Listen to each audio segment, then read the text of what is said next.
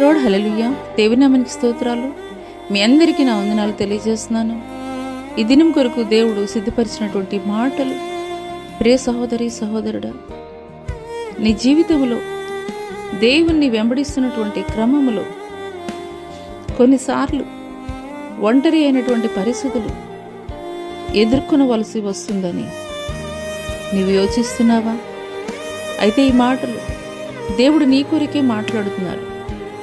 వారిలో ఒంటరి అయిన వాడు 1000 మంది అగును, ఎన్నిక లేనివాడు బలమైన జనమగును. యెహోవానగు నేను తగిన కాలమున ఈ కార్యమును త్వరపెట్టుదును. ఈ మాటలు వింటున్నటువంటి ప్రియనేస్తమా,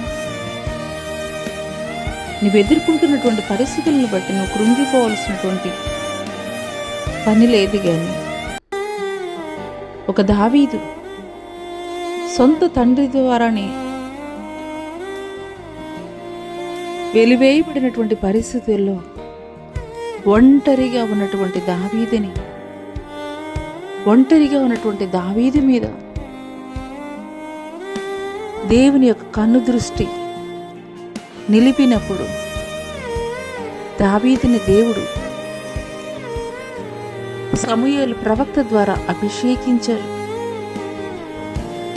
గొర్రెల కాపులో, గొర్రెల దొడ్డిలో ఉన్నటువంటి దావీదుని ఇశ్రాయేలుకి రాజుగా, బలమైనటువంటి జనాంగముగా